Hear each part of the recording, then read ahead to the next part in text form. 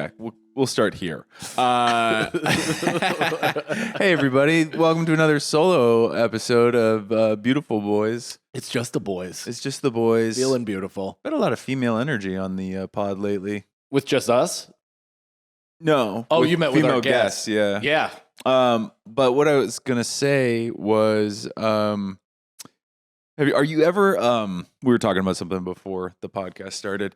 You ever see a hot guy with a not hot? I feel like it always stands out more to me. It's like we expect women to date guys not as attractive as them. Yeah. But when a guy dates somebody who's unattractive, you're kind of like, What's going on there? what are you like, a good person or something? Did she get that way? Did she get that way? Was she attractive earlier in your life? And now you this feel how this committed? started? Yeah. Was there an accident?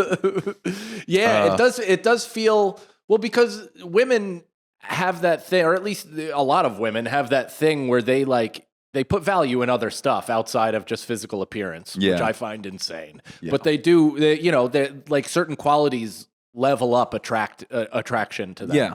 And guys, or at least me, and I know that, like, I don't know, actually, there's people that, like Caitlin Clark, for instance, who is an attractive woman, is probably like relatively middle of the road in terms of like how she just presents herself.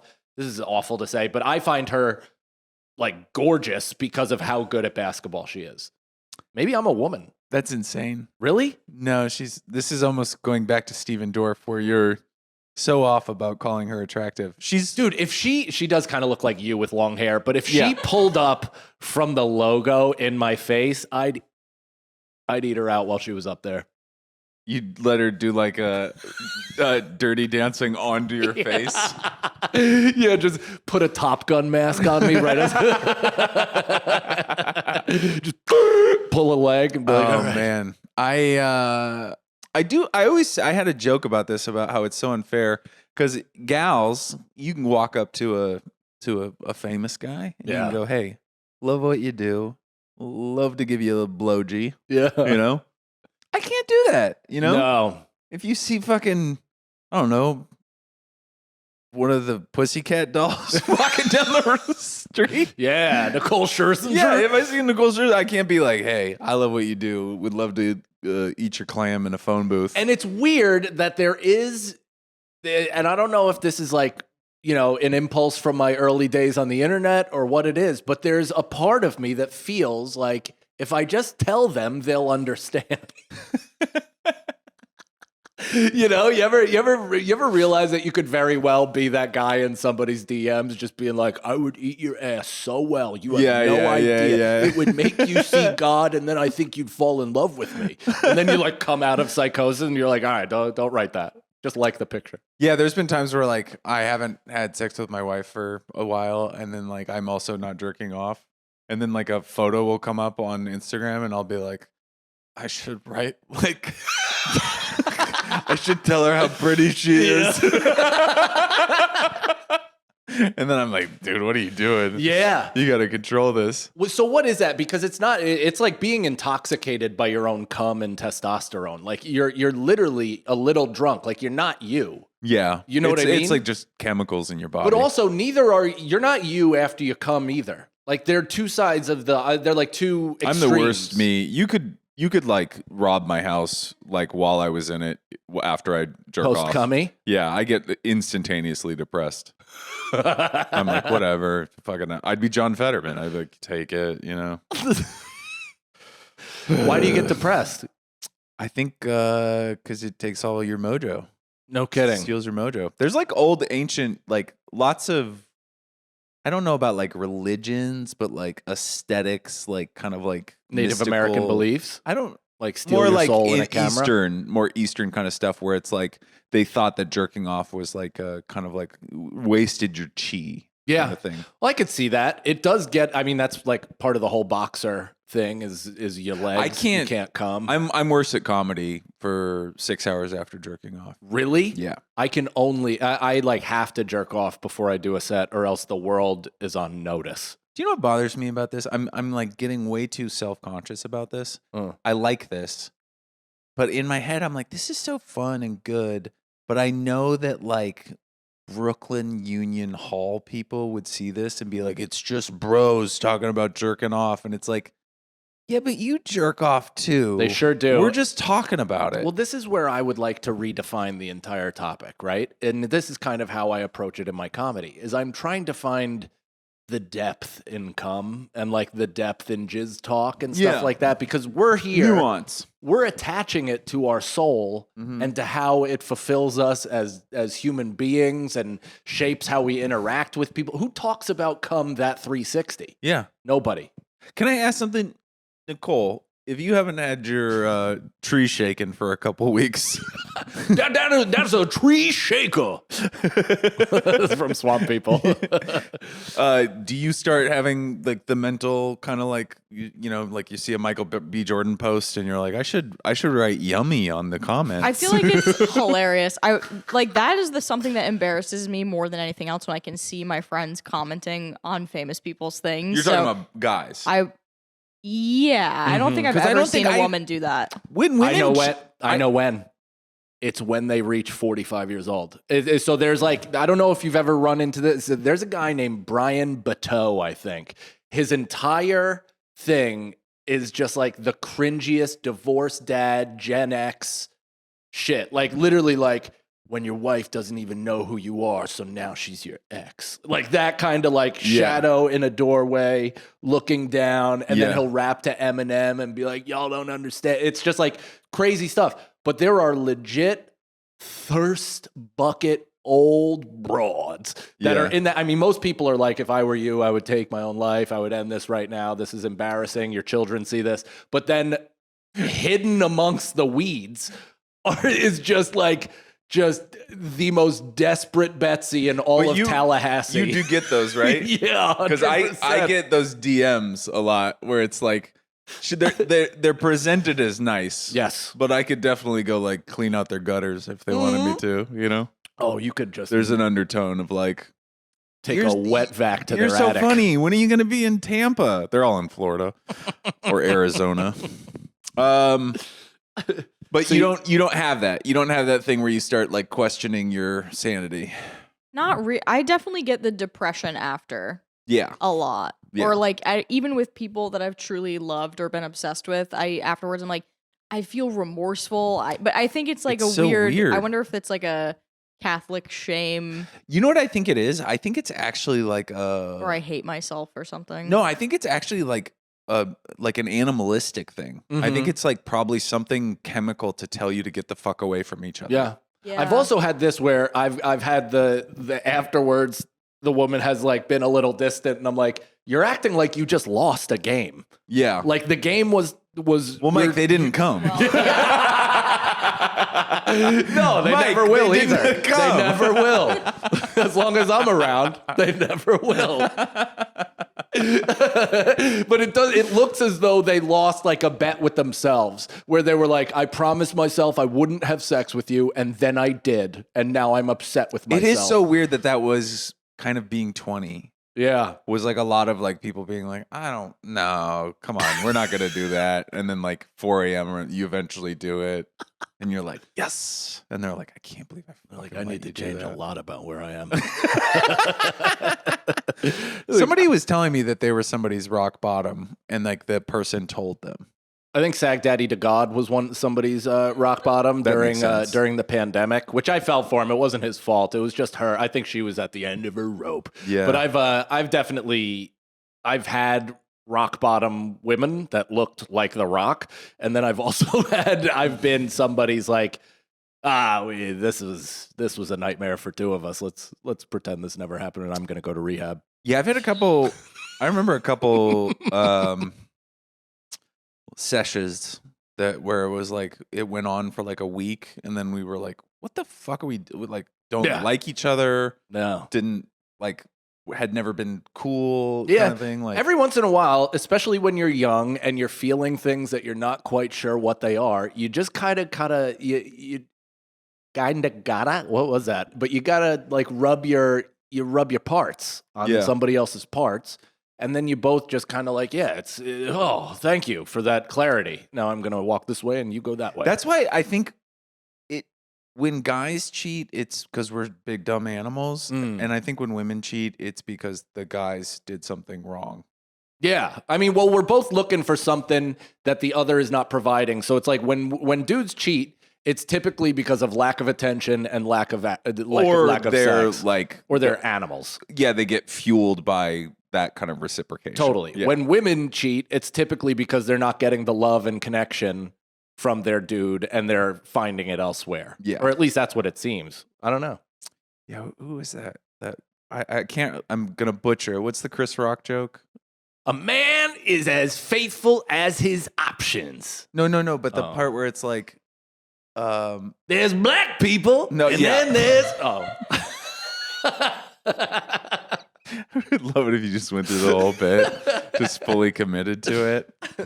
No, it's something about how like it's so much easier to fuck a wife than it is a husband, like cheating wise or something like that. But I can't. I'm gonna butcher it. I'll go back and we'll pause. We'll rewatch it. We'll start the episode. I feel like fucking a married person is a young person's game. Yeah, you know what I mean. It's somebody who doesn't really understand what's going on. Because even like, I feel like even if both of us were single outside of our marriages, say both of our marriages ended today, right? And then we get into a situation where like this married woman is trying to seek out something, and knowingly we know that they're married.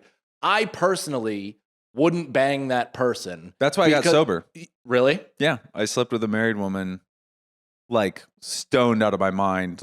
But the whole time I was doing it, I was like, man, this is so cool. Like I'm in an affair kind of thing. Her marriage was doomed. Like they were already like kind of separated. Sure. I don't really know the deal. But I thought it like the way I was feeling myself throughout the course of it, because I'm very much like when I drank, when I got high, I would like put together like the simplest set of things. Like a girl likes me, I have a good night, like I'm feeling myself. I'm literally a movie star in my head. Yeah. Like I would go immediately to I'm a movie star. And I think this woman that I met through a friend let me sleep with her, and she was married, and we had like a bang fest for a weekend. And then when I sobered up, I was like, ugh. Like I thought that was cool. Yeah. I was like, I can't do drugs No, anymore. there's that shit, especially as you like when I was young, when I was like, I think I was like 19 or something like that. I slept with this girl who was dating somebody. She was just dating some dude, but I didn't know like how serious it was or anything like that. And I slept with her at her house, and as she like slapped the wall behind me. Like she was on top, and she put her hand on the wall, and like something fell on my head, and it was like his camo hat from the army. He was in Afghanistan while we were doing that, and I just was like throwing it away. I was like, whatever. And then afterwards found out what it was, and I was like, oh, I'm the biggest piece of shit. I think that's why I went to the Middle East to perform for the troops as some sort of penance. You were like, hey, I fucked one of your wives. Yeah, I don't know who you are, but I'm sorry about that. That's like a cliche, isn't it? Like army wives cheating on their husbands. She was a girl. In fairness, like, I mean, she was 18, 19. Like, I don't think they were married, but I think they dated all throughout high school. And then he volunteered or signed up or whatever, and then went in. And I mean, it didn't take her very long at all. Yeah. It was eye-opening. Well, I hope. But equally, I felt cool.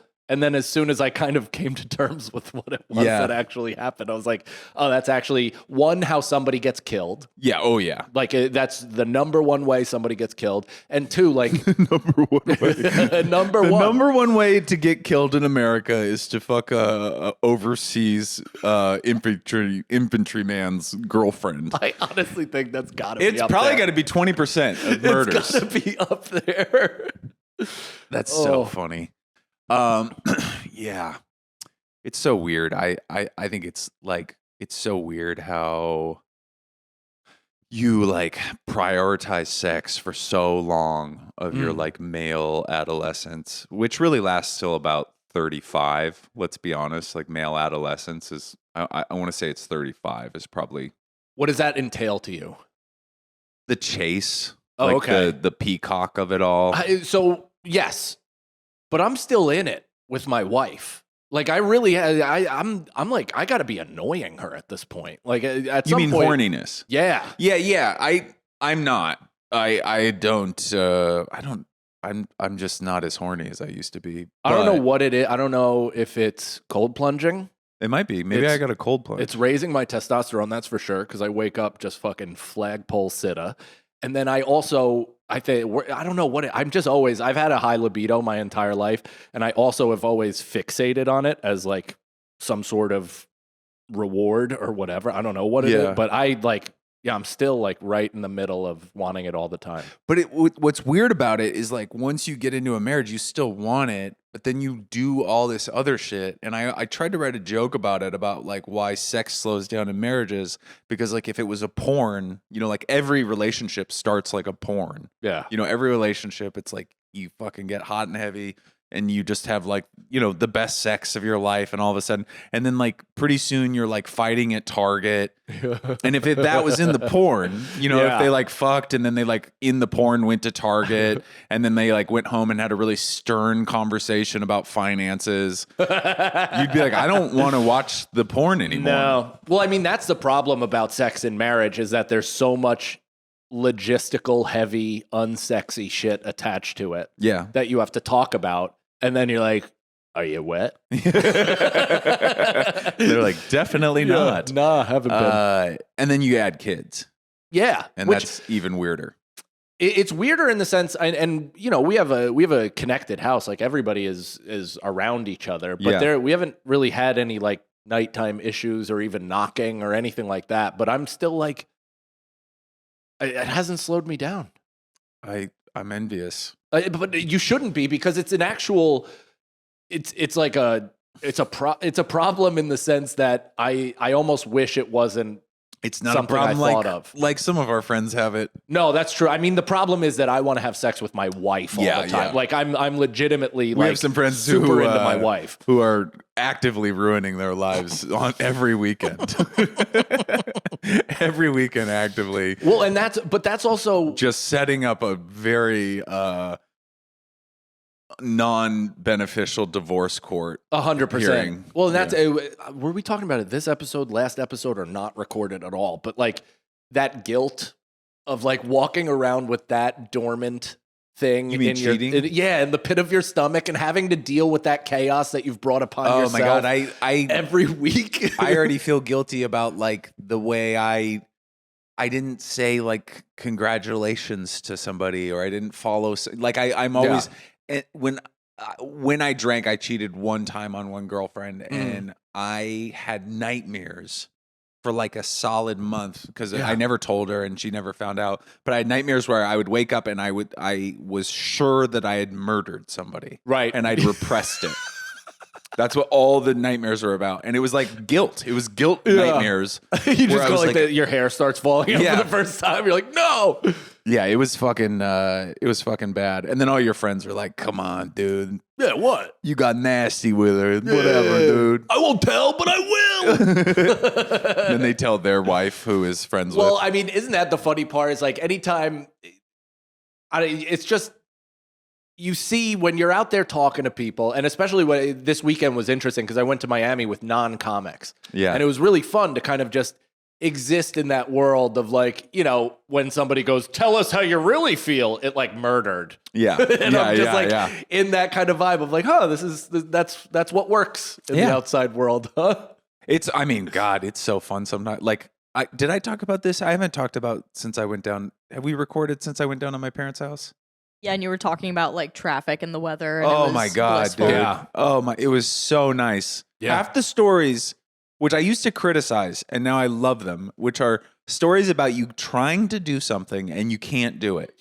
Yeah. That's the whole story. Yeah. You go to the store, it's closed. You go back on the days that the hours say that it's going to be open, it's still closed. Mm-hmm. You call the manager. He doesn't help you. At the end of the story, nothing has been resolved. You just didn't get to do the thing you were doing. But I've talked about it for like 25 minutes. Yeah. I've given you every detail. And they want to hear it. Yeah. Do you know what I did not consider before this weekend is just not talking at all. And this one guy who I really liked, he was very funny and talked just like when spoken to. Dude, those guys are the best. He was huge. a monster, had a cool ass wife, drinking beers, hanging out, all that stuff, totally like warm, not cold at all, but generally kind of a quiet guy. So envious. And then he took a picture of himself in the pool at 3 a.m. alone and was like, where's everybody? Like Marco Polo. Yeah. And then the morning after I woke up, I was like, oh, what's up, dude? You were out in the pool alone? He's like, yeah, and I fixed the filter, and I fixed the cold plunge, and I also fixed other plumbing in the house. He's like, I just really love my alone time, and I love just kind of hanging out by myself and fixing things. And I'm like, yeah, this guy. I need to quit comedy. Yeah. I need to quit comedy. I need to get some kind of job that's very anonymous. Yeah. And I just get my nights. My nights to do chores. It really, my alarm went off at one point because I had to post. Yeah. And they were like, oh, what's that? You have to take like medication or something. Yeah, I was it's like, birth no, control. I have to post for social media. And they're so like, embarrassing. They're like, what? Yeah. And I'm like, yeah, I have reminders when I have to do that. They're like, but what do you mean? Like, there's a time that you have to do it? And I was like, well, and I began explaining what we consider important on a daily basis to these people. And I watched them like lose respect for the art form, no longer care about anything I had to say. And I'm like, you're fucking right. You're totally right. It's so embarrassing because you also like, it's like performative or whatever. So like you do stuff sometimes where you're like, you say crazy ass shit and you don't really mean it. Right. Like after Trump one, I tried to make a funny video that was like, this Thanksgiving, like, don't give your conservative family an inch. Like if they start gloating about Trump, bring up their second divorce, and it was just me in my car venting about it. Bring up that their kid had to drop out of school because he had a pill problem, like just going through all the possible things that you could. And then I posted it. I thought it was funny. It wasn't great, but it bombed. But then the one person the one interaction I had because of the video was I went to Thanksgiving at Rosebud's dad's house and one of the neighbors follows me. Yeah. And was like, hey, everybody, have a good Thanksgiving, but don't say anything around Andy. And I was like, oh my fucking God. I'm I don't want to do, Well, I'll tell you what, I really should be hanging out with like normal people more often because that's who we're performing for, and it gives you a real insight into what give you a good life. And a good life, but it also to talk about. Totally. And it also, I've been complaining about it my whole life, but I'm like, nobody likes when I'm hyperbolically violent. People get bummed out when I talk about slitting the throat of the marshal's teller because she told me to go check if there were bags there. And it's like, but I think, it's funny, I hang out with comics and we're all unwell and we say these things all the time. And then you hang out with regular people who have kids and just a life and like concern and like empathy and stuff. And you like say something like that and they're like, why would you utter such a thing? Why would you say that? Yeah, why would that come out of your head? And think about how hard that lady's job is. But it is such an interesting of like, oh yeah, like this is who I'm performing for. Also, we have like this thing where I can be like, like a close friend. I can be like, they can get divorced. And I'm like, oh, you really shit the bed on that one. Yeah. You can say awful things to your friends. Sometimes they get their feelings hurt, but it's always kind of in the vein of like, you can go too far and then it's okay later. But like most of the time it's fine. Yeah. Like most of the time we're roasting each other. It's good. You say that shit to some of those people out there in the real world. They're like, we can't be friends anymore. Did I tell you the best example of this? My one and only best man speech of my entire life? No. Oh, well, it was my best friend, Jimmy. He was the first one of our like all of us are brothers because we've gone through like crazy life trauma together. We've had, friends die, brothers die, all this stuff. You're also from that kind of part of the country and like social democrat. That's right. That's right. Income level where you call each other brother. That's right. You're right. We played sports together as listen, it's every stereotype. You're Irish and from the East Coast. Yeah, I get it. And we hung on for dear life. We're brothers. You're brother to me, man. Yeah. Anyways, there's only a couple of us left. Fucking Mystic Riverhead ass. Well, that's perfect. That's exactly right. So we were joking all weekend as we would that like this is our first brother to get married. And like my friend Tim, his brother passed away a few years before that. And like the joke all weekend was, and none of us have brothers anymore. Yeah. We're all, none of us have brothers. So this is our first brother. It means extra. All that stuff. We're morbidly making a remix of that joke, or at least acknowledgement. Is this all going weekend. Where I'm thinking it's going? It is. And so the night before, I did not write my best man speech, which is like maybe one of my life's biggest regrets. Like when I look back on my life and I consider like what I could have done at the bare minimum to just streamlined it and made it a little bit better, it's maybe write down your best man speech for your best friend. Yeah. Don't be a fucking idiot. I've botched a best man speech. I know that regret. Shit. Oh, yeah. I was 5 years into comedy too, which is maybe the worst time to give a best man speech because you think you're fucking better than you are. You think you're brilliant. And you're dog shit. Yeah. And everybody knows you're a comic though. So every adult there was like, be dirty. Get crazy with it. Yeah, do it. We're all adults. We want to hear you crazy and funny. We hear you the dirty comedian. Well, why don't you prove it? like all the whole time. And, I am at not even the height of my alcoholism because I was still fun at this point. Yeah. But I was just like at the height of my athletic competitive drinking. So we are there as a group and we are moving units. We are just pounding beers, drinking one bar dry, moving to the next, the whole thing. So the day of the wedding, I have post-cocaine and booze anxiety. Yeah. And I'm just like kind of like uncomfortable in my own skin, thinking about what I'm going to say up there. Hot and cold. Hot and cold, sweating, but not really. Nicole, my wife, is not yet, my girlfriend at the time. She got blackout drunk 11 seconds into the wedding. She didn't have anything to eat, drank like a dirty martini and a sip, and was just eyes shut, cross-eyed on the tip of her nose. Like I had to literally put her to bed at one point. Yeah. So I think it was after my speech though. So I'm like half freaking out, whatever. The best girl, what is that? Maid of honor. She decides, I'm not giving a speech.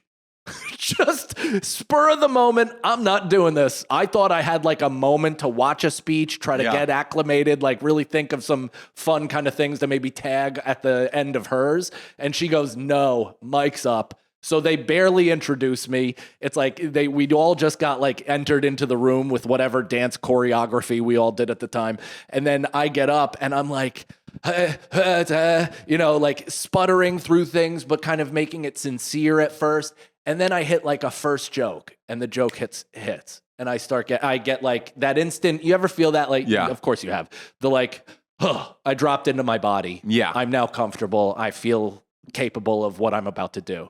So first joke hits, I start rolling. Second joke hits, I start rolling, telling like a kind of a heartfelt story, and then get to like and this is a big moment for my friends and I, as you all know, like, we're as tight as it comes. We're all brothers, and this is our first brother to get married, and none of us have brothers anymore. And I point to my friend Tim, whose brother died. Yeah. And the crowd just was like 3 people from that table laughed, and everybody else was like, Yeah. Like, what are you doing? And I look out and everybody's like, huh. Like not sad, disappointed, which is worse than anything. It's like almost like a vacuum of it just was such a, what the fuck? You said the N-word to the song. 100%. That's what it was. Yeah, I sure did. Yeah. Ooh. And I think I said something. And so if everybody will raise your glass. Hey, and they're like, oh, you ever say something awful, you just stop making sense? It's just no more words. Everybody can go. In the name of the Father, the Son, the Holy Spirit. And just walked off in utter and complete shame. And every once in a while we'll get brought up at a party and I'll just feel that pang. Yeah, I mean, it's so weird to like be in the comedy world and like have this be like kind of our standard of like morality, and then you go and you're around normal people and they're like happy for you and want to see you succeed, and they're mad at you because they don't get to see you. It's not because of some slight. It's not some bitter silent rivalry, like That's a great way to put it. That is literally what it is. They're just sweetly upset that they aren't a bigger part of your everyday life. Yeah, if my parents are mad at me, it's because I haven't called them. You know, it's I haven't like made the time to go down and see them or whatever. Or like my mom, I don't send update pictures of my daughter. My parents don't ever. My mom never gets mad. My mom would go a full year without talking to me if she. But you guys we see each other all the time. Like, that's the thing is I don't see either of my parents unless they're an hour and a half away though, so we don't see each other all the time. Yeah, it's a planned thing if we do. But she's just like she's more. I think I don't want to bother him. Now that I know about where your sister lives, I'm gonna try to set up a situation where. I invite myself to one of your family events. We should do that. Yeah, because 100%. That's my dream location. The whole area up there. My younger sister, Bluestone Quarry. Check out her band. They did the song at the end of my special. Oh, cool. Which is like what? How good is that fucking song, Nicole? It's unreal. It's like it's like operatic and haunting, but optimistic because there's a banjo. It's like the perfect fit for the special. I follow like 3 or 4 musicians that live in the Hudson Valley that kind of play that haunting, beautiful music. Yeah. And it just makes me want to go up there and like sit in a barn, you know? Like I just it makes you want to be a ghost in a barn. Yeah, to be I want to be a ghost in a barn. To spook a horse. That might be the title. Her next show, we'll go. Okay. Upstate. Yeah, I would love that. Yeah. That's like the kind of show too where you can like bring kids. And totally. Like, No, they play at all these different farms and like breweries and shit. Kids are running around. It's the best. Yeah, last summer I drove up to Toronto and like we stopped at a farmer's market in Ithaca. Mm-hmm. It was like the kind of farmer's market that had like little food stands. Yeah. And in the middle was like a banjo band. And it was like everything was beautiful. And I was like, why would I go anywhere else? And then that night I slept in a Sheraton in Niagara, Ontario. Yeah, it was a nightmare. But my buddy Jonah invited me to his wedding in Manchester, England. I think I was 2 years into comedy. And I made a whole month of it. I went over to the UK, I did Edinburgh, and then I went down to London, and then I went up to his wedding in Manchester, and it was like on an estate. Mm-hmm. And his wife is Indian from Birmingham, England. And he is Ugandan, but grew up in Chicago. He's American. Chicago. But the wedding is Ugandans, Indians, Brits, Americans. And like... That sounded like Mambo number 5. Yeah. I add another one, a little bit of Monica. So it's like, but a lot of like elderly people have come from like around the globe and all this stuff. Mm-hmm. And I'm not that close to him. Like we've known each other for like 2 or 3 years, but we'd been best friends kind of for this like 2 or 3 year period. But all of his other best friends like couldn't get their shit together to get over to Manchester. Right. And like, so I'm there and he's like, you are the best man kind of thing. No shit. Wait, he gave it to you when you got there? Yeah. Yeah. I was handed it because like the other first one to the sword. Yeah, exactly. It was a fucking, what is that? Excalibur? Yeah. I had to have him rent the suit for me because I was too broke. So he rented a suit for me. And I also ran errands as the best man. Like this is how old I am. I got in his car, which was on the other side of the road, and he had like a Garmin. That's how I got around. Oh my God, I remember it was those. A stick shift Remember too. TomToms? Yeah. Whoa. It might have been a TomTom. That just opened up. But I was driving in England for the first time on the opposite side of the road with the wrong hand on the manual. Yeah. Like had no idea where I was going. The only way I made it back was because there was pre-designated locations in the Garmin.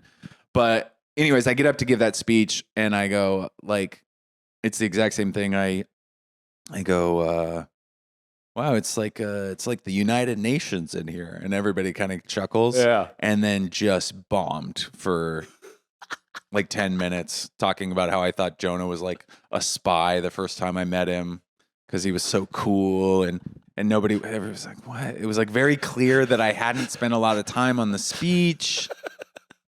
I'm a very first draft kind of guy. And I love a first draft. I think you can be a first draft kind of guy if you don't have self-consciousness. Yeah. Like if you're not like, I fucking ate it on that one.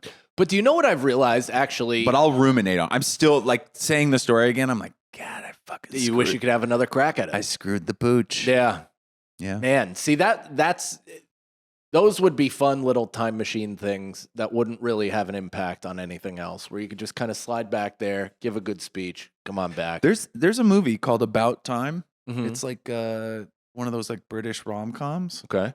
Like I think the guy who made like Love Actually and those kind of like Right. that tone, Notting Hill, like The Holiday? yeah, like fun With Kate Winslet and Jack Black. Yeah. Have you seen it? Yeah, I have.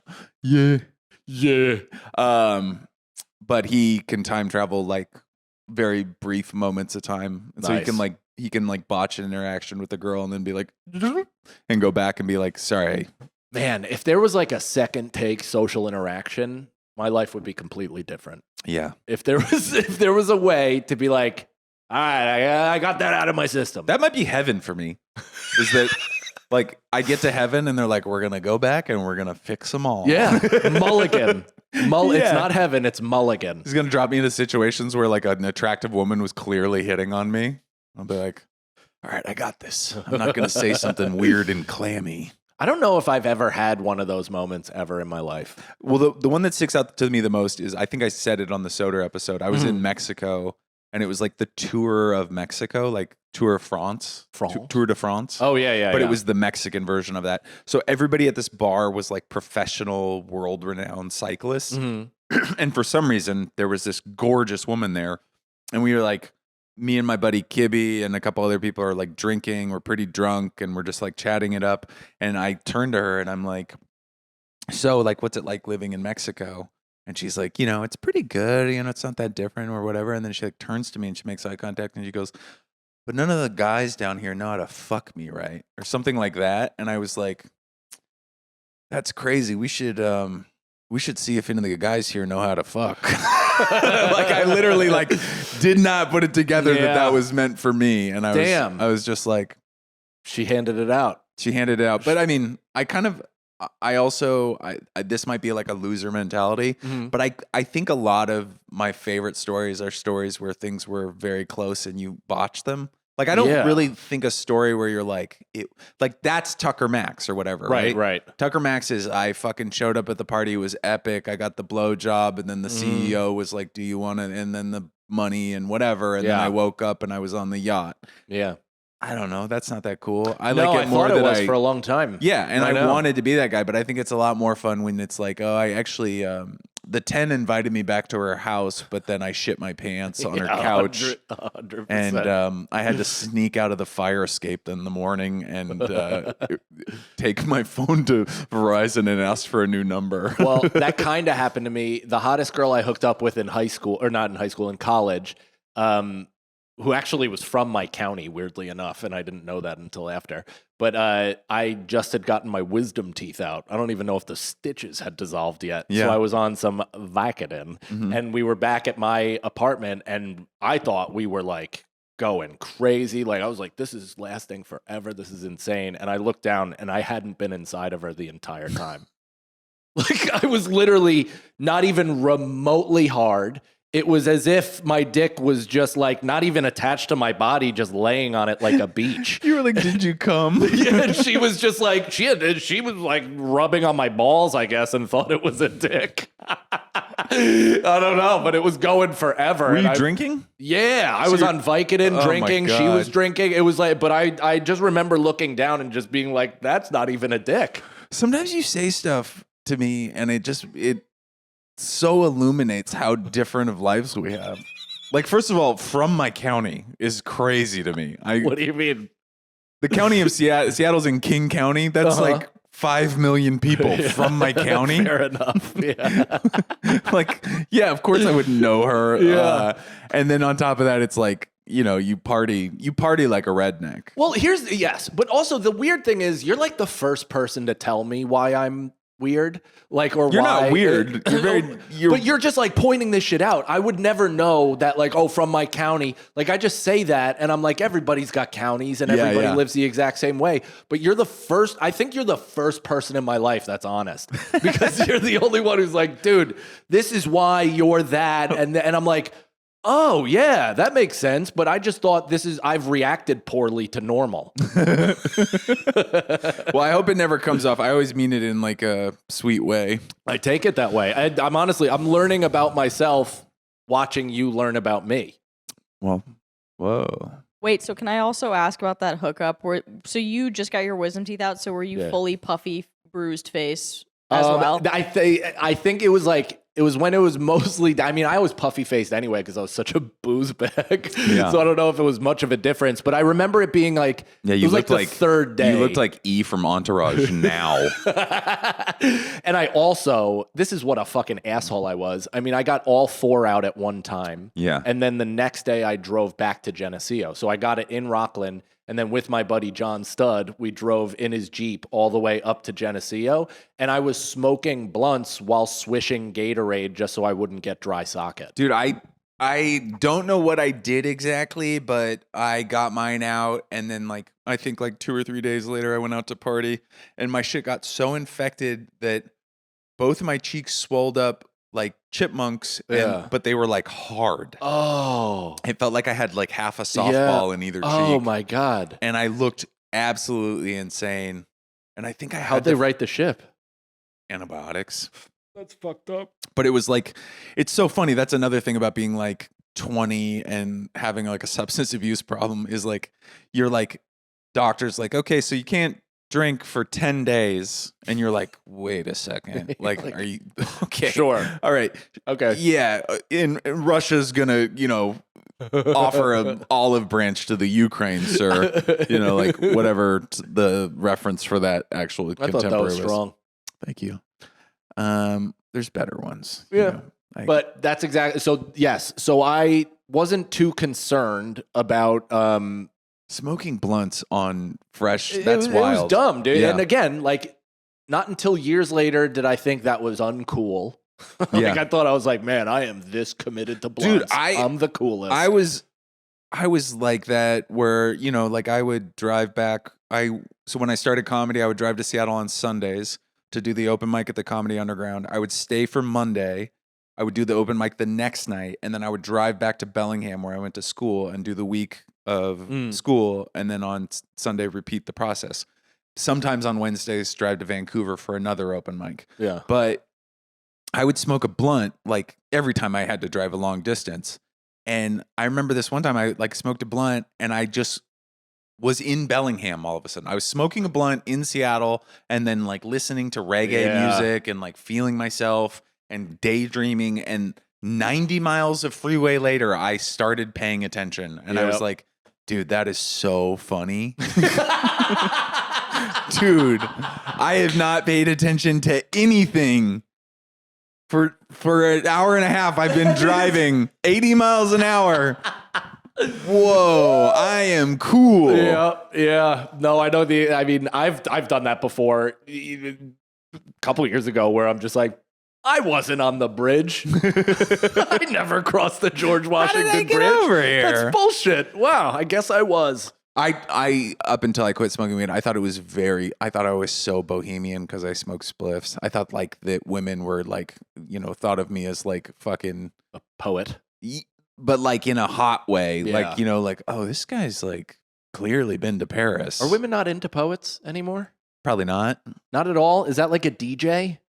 Well, I guess it depends on the situation, because if it was like someone presenting me with a poem, I think that I would be freaked out by that. Yeah. And be like, that's kind of, as Cannon might say, queefy. Sure. I think we've gotten to like a point of cringe, right? Like where it's like all that stuff like body odor, corniness, poetry, Like, we know what a douchebag is so well now. Body odor is such a funny thing to throw into that. Do you know what I mean? Like what we used to think of as like a hot European guy. Sure. Now all of us are like, this fucking douchebag. Yeah. It's because we all know about it now. Yeah. It used to be like, whoa, I've never seen a model of man like this. Yeah. But now everybody knows every trick. And he's like it's like a trope on TV shows and movies 100%. And stuff like that.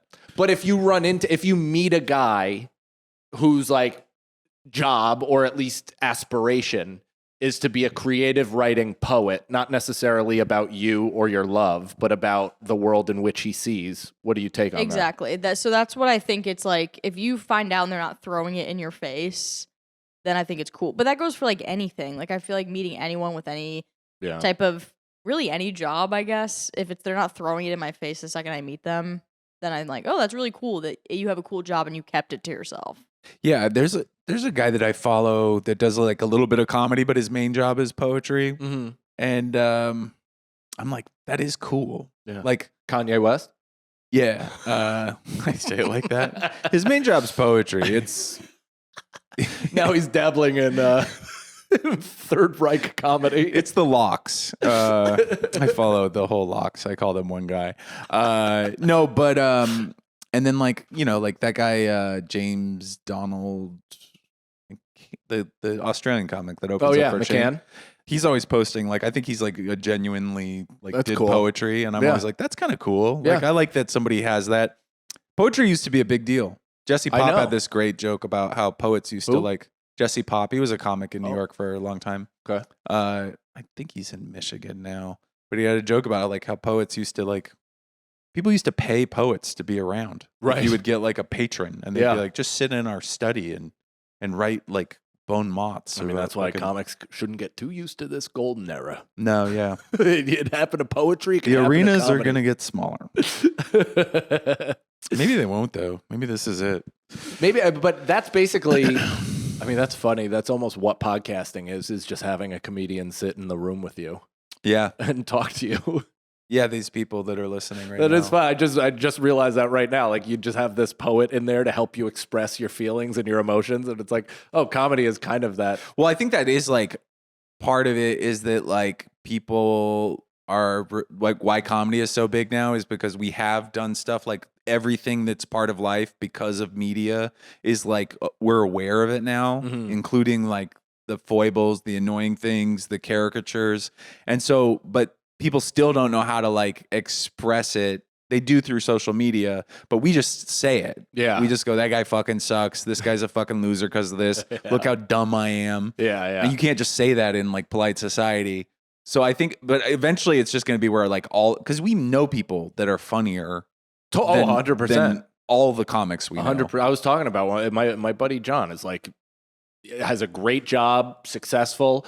If he has the blueprint, perfect upbringing, quickness, intelligence, humor, darkness about him, that he'd be like a great comedian. Yeah. A legitimate great comedian. But he wants a standard of life. But and justifiably so. Now he's hilarious in a actual, in a successful way. Yeah. In a good way. In a good way. In a great way. I've never even considered because that must be a thing now. Since everybody is, everybody's kind of a photographer, everybody kind of does all this sort of creative shit. Like there must be a level of fuckboy that's doing poetry. Oh yeah, some deep. I think queefs. It's overlap of like male, capital F feminist. Oh yeah, those guys that are like the people that like are performatively allies. Yeah, those kind of the ones that have women openers, but only one hotel room and one bed. Ooh. No. You've been reading my erotica journal? But it's me and Dan Davies. That's exactly what I have shared, like 15 beds. I don't think I've shared a bed with a man for a long time. For some reason, I can't share a bed with, barely I can share a bed with my wife. Really? I do not want her to touch me in the middle of the night.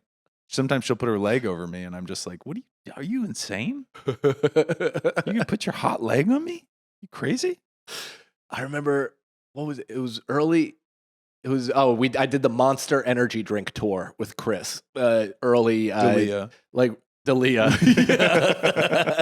DeStefano, and we did all these like kind of rock clubs, some like small theaters, and then some comedy clubs, and fuck, I already forgot the entire point of what were we talking about? Sharing a bed. Sharing a bed. So we got this, we like routed this thing where we went to Albany and we had to get a hotel just for the night, and but it was like a last minute thing. And so we got one with 2 beds, and then by like midnight we were in the same bed together watching Wedding Crashers. And, like both of us in our boxer briefs just watching Wedding Crashers on Chris's phone. That's pretty cute. Just eating Doritos. Oh, that's cute. I like that. It was pretty funny. Oh man, it's fun when you get the bedroom with the 2 beds and you're all by yourself. Oh, I have a jerk bed and eat bed. Jerk bed, eat bed, that thing. Yeah. Mm-hmm. One time I did this gig this is when I had agents, and they would just set me up with these like crazy gigs, and I opened for Leslie Jones at the Cherokee Nation Hard Rock in Oklahoma, and they must have thought that I also was important because they gave me like a penthouse suite with sick. It had 2 hot tubs in it. Oh, it had a hot tub in the living room next to the window, and then like a hot tub in the bathroom. Sick. And so I took like multiple hot tubs a day. Like I would sit and I would do the window hot tub, and that sounds lovely. Yeah, it was great. I got into the heart-shaped hot tub in one of those Poconos Palace places once. Did you ever do the champagne glass? No, they didn't have that. But that also you ever look at the bottom of that, because it is clear plastic, so you can really see. I've never been to those. I've never been streaks. to a Poconos kind of like trash hotel. They're fun. They're a good time, especially if you can. I mean, they're fun if you bring your wife. Yeah, if you're 25 and you are from Rockland, huge. But this is the problem with me, right? Is that this whole time I didn't realize that I've been who I see myself as and who you see me as. I don't see you. I want you to know how you see me.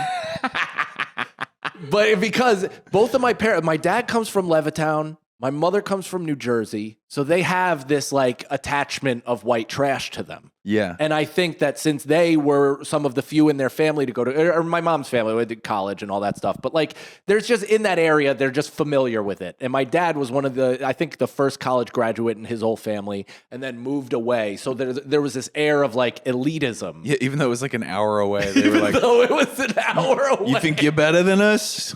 See, Andy, where were you all my life to just destroy this like fucking made up sense of elitism that my family has created and that I've been struggling to smash my entire life? Because it's taken me a long time to break down this like level of like I have that. You know what I mean? You read completely normal to me, by the way. Like without like, like you don't come off as like having these like hang-ups over these things, or like having this kind of like Rust Belt childhood, none of that. Me and my brothers, we used to go down to the river and talk about our dreams. I'm gonna get out of this city someday. Me and my friend Tim used to sit at the foot of the Hudson River at like 5 to 6 a.m., do lines of coke off a DVD case. He would pack a fat, I'd smoke cigarettes, and we'd talk about how I'm gonna be the biggest comic. We're gonna move 5 miles that direction. I swear to God. I'm not going to have to take the Metro North of the Peter Pan bus anymore. I mean, truly the most embarrassing shit of all time. But it's like, that's who I am, though, like a schmaltzy fucking doofus. No, but I think I think all of us are that when we're like 20 something. It's just like, it's also like. I watch too many movies. And that's also we're problem. boys. Yeah. We're boys. We have to fucking deal with this whole like, there's like this fucking. We were brought up with an era that all of the narratives that were given to us were about people that survived wars. Yeah. So all of us have survived war narratives in our head, and we didn't get a war. Right. So our war, our war was like the 2008 financial crisis. Yeah. Yeah. I mean, that opened something up in me that I didn't realize was there. Is like,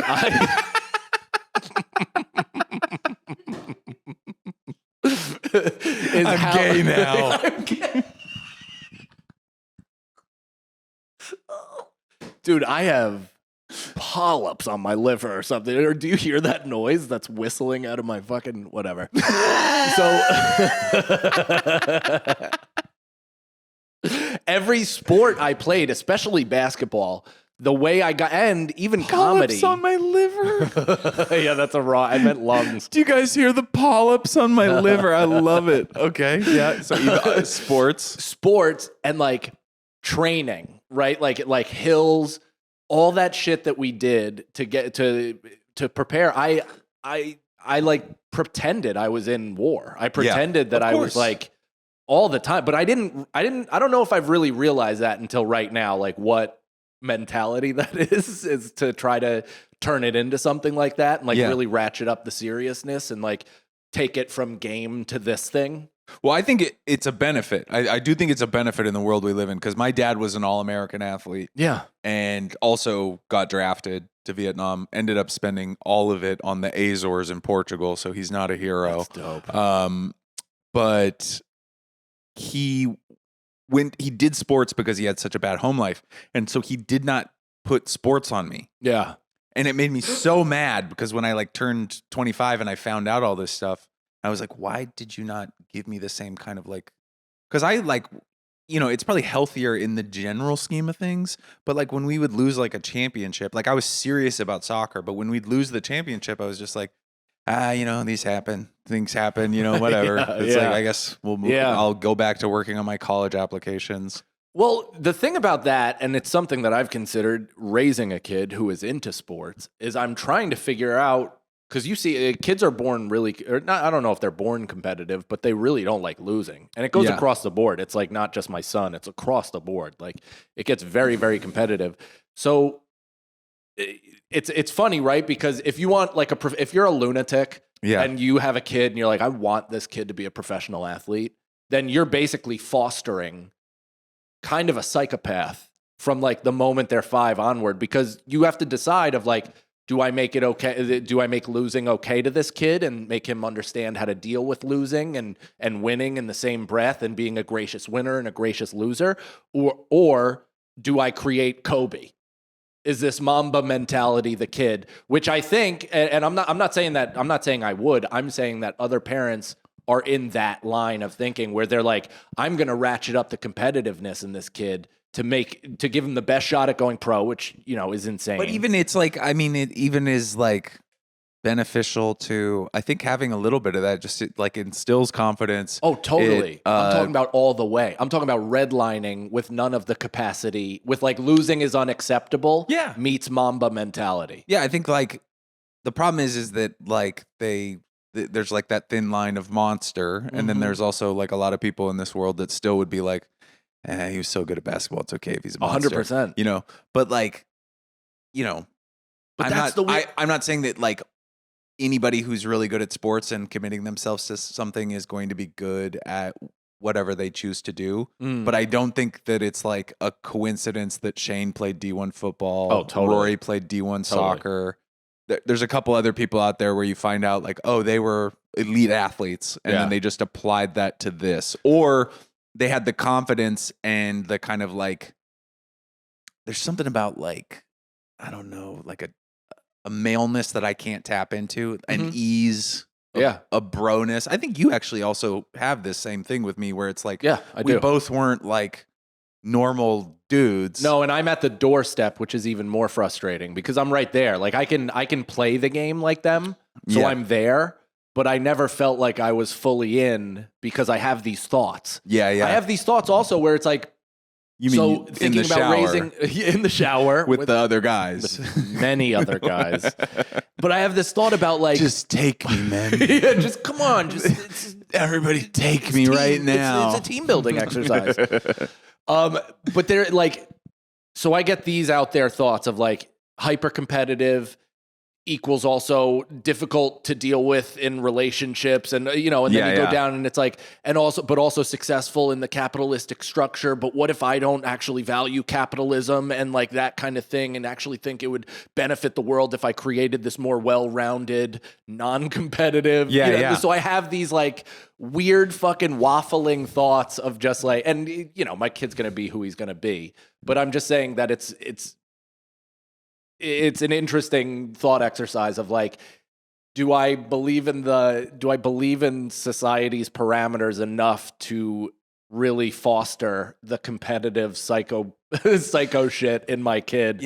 Or am I trying to go the opposite way in an effort to make things better? It's kind of all or nothing though, right? Because it's like if they become elite athlete champion. Did what I just say make any sense at all? That made sense? Okay. Yeah, it did. I think it's 100%. It's like, we know now as adults that that's like a prison to be like in that kind of position where you like always have to be a winner, always have to be the champion, always have to prove it to your bullying dad that you are going to make the fucking varsity team or whatever.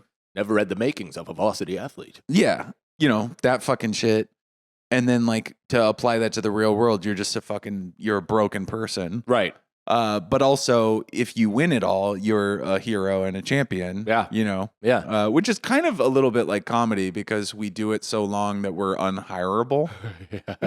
Yeah. It's just like, it's the same emotional, you have, as a pro athlete, you have the emotional blank resume as a comic trying to get back into the workforce at 48. Totally. Have you ever met like a 30-year-old woman who did gymnastics seriously? Yes. And you're like, you're still a child. Yeah. Like if we slept together, this would feel weird. I don't know if I'd put that in there, but all right. Kidding. No, the funniest thing was I knew all these girls that did gymnastics because the whatever gymnastics center was like on my bus route, so that they would have to take the bus home with us to go to gymnastics. Yeah. And I remember like in high school before we all got cars, a few of them, because they train so hard, you probably know this, they don't go through puberty. Yeah. Like they're just like, they have little girl bodies. And I can't remember the girl's name. I probably wouldn't want to say it either, but she like hurt her ankle or something. So she couldn't train for like 3 months. And she like immediately, her body was like, no, you're a woman. And like, she went from like, fifth grader body to having like D cups and an ass and couldn't do gymnastics anymore. That's wild. Well, I grew a foot between, I grew 8 inches between sophomore and junior year. Man, that's like my dream. I think I shot up 6 inches one of those years, but nothing like that. I wish I had a draft. I got told, I don't know if I think the biggest hoax, of our time is growth plates. Oh, yeah. Growth plates. And doctors being like, your growth plates are not done. There's still more here. You still got some inches to go. Because I'm like 6'1.5", barefoot. I round up to 6'1" on my license. But and in my basketball stats were I was 6'3", 190. Well, it's so funny because that was what it said in the program. The shortest guy who's that guy that plays for the Pacers that was like really a pain in the ass? The white guy? McConnell, TJ McConnell. Yeah, I think he's the same height as me. And every time I saw him get on the court, I was like, this guy's like 5'4". He looks tiny. And also he's maybe like double your width. Like he's a thick. He is thick, strong fucking dude. Yeah, he's quick. Yeah, I have a lot of respect and animosity towards that team. I got really invested in that. In that series. I mean, not like you, but I did the thing where I pick a team in the playoffs in the second round and just like become obsessed with it. I'll tell you what though, and this is my eulogy and maybe growth, for the next season, is that like it's been 25 fucking years since I got to watch that long. Last year, we got to watch them get into the second round and they lost. Mm-hmm. Really exciting. I'm not of this spoiled brat generation. Like, I'm not going to have like the smallest key bump of success and now demand it like all the time. Well, you are not a regular New York Knicks fan. Yeah, I'm not just going to be a twat. I almost dropped another C for Nicole to have to edit, but I'm not going to be like just a little like catty broad about it. I'm just gonna enjoy the fact that, first of all, this got my kid into basketball, which is super cool. He came to a game this year. He got it wrapped up in the excitement. Granted, he rooted for every other team, but I don't give a shit. It got him into basketball, and just that I'll forever love. And the idea that like now we're a team that's in the mix. We're in the mix. It's so funny. It's great because you're talking about it's like this is exactly what we're talking about with like the success and kind of like championship shit. Because the last couple of weeks I've had my daughter on the road with me because I've gone to places where grandparents could be. Yeah. And so it's been me and my daughter, and then like that's great. At showtime, I leave her with grandparents. But I've been having like the best time. Like I brought my daughter to the pool, and when she got in the pool, she was screaming and like holding my neck for dear life. And then like 20 minutes later, she was like trying to jump into the deep end without any. And I do think like it's that weird thing where like no matter how lame, there's a part of me that like it's lame because like the real success should be like the fucking that I got to go on the yacht in the Mediterranean because I made enough money doing comedy. But I'm kind of like happier with that, and I'm kind of okay with everything else because of that. And also, I don't know if you get to do both of those things. No, that's definitely true. Yeah, I just wish there was more financial comfortability with the. The problem is I'm such a drug addict. I don't even want I'm like financial comfortability to me is like I don't travel with clothes anymore. I just buy them when I land. You're like Allen Iverson. Yeah, I'm like that's great. That's a normal level of economic independence. Yeah, I mean, if I just never had to think about it, like Beautiful. I just don't like thinking about it. I hate it. It just having.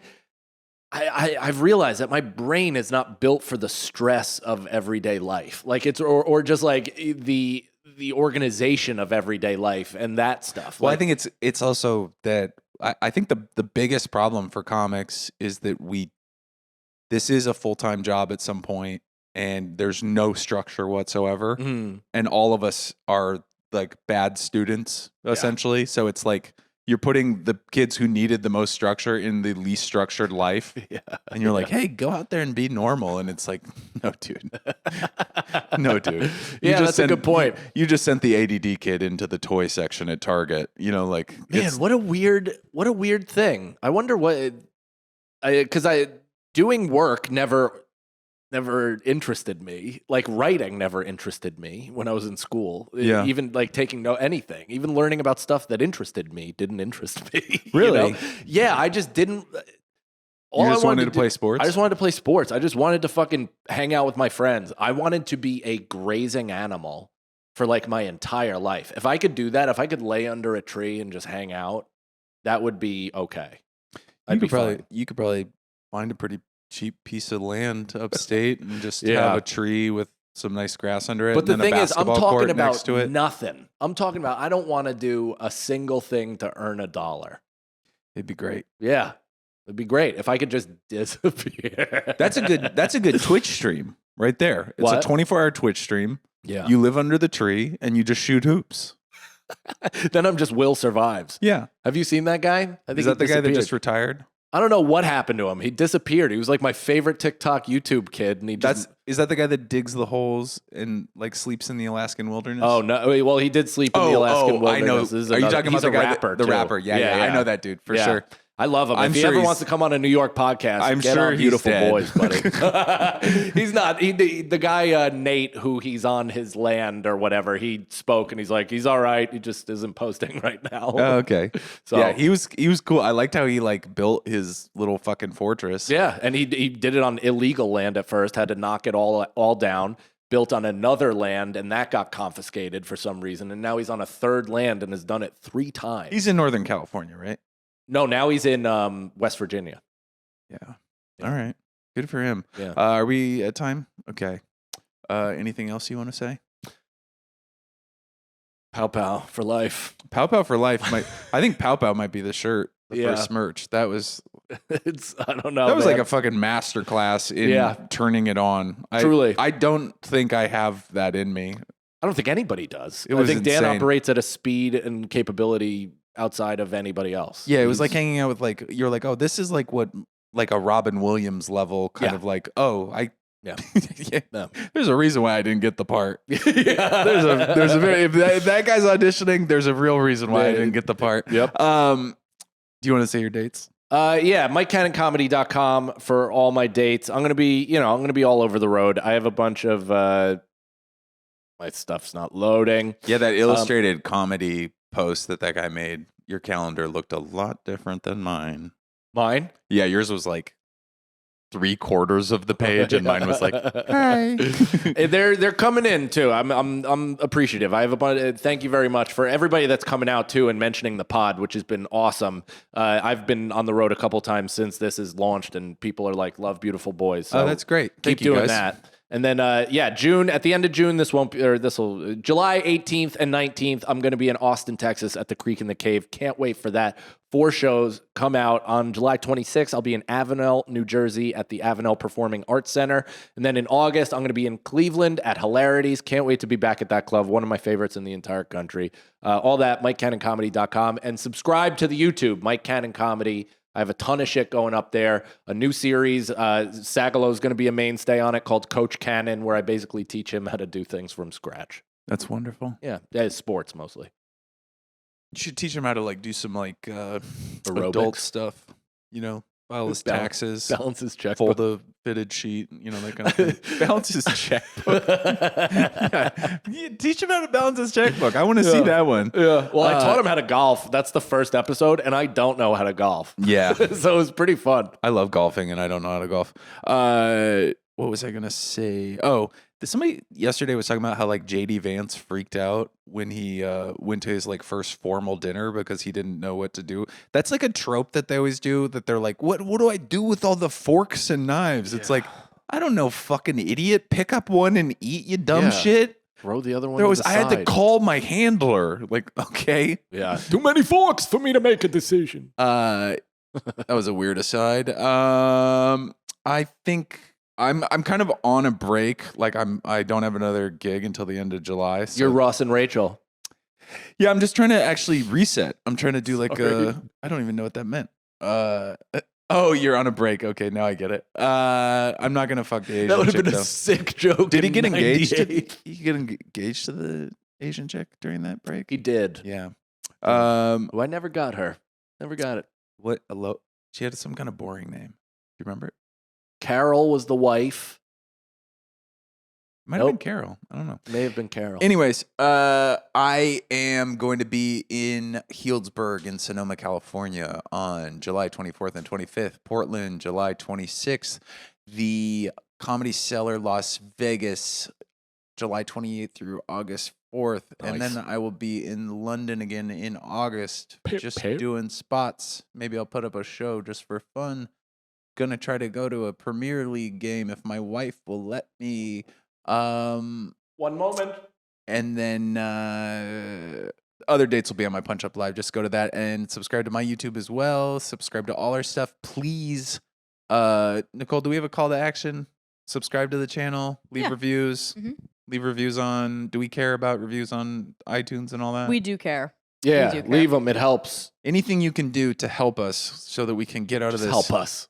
This hell that is being a modern American man. All right. But Nicole Lyons Productions.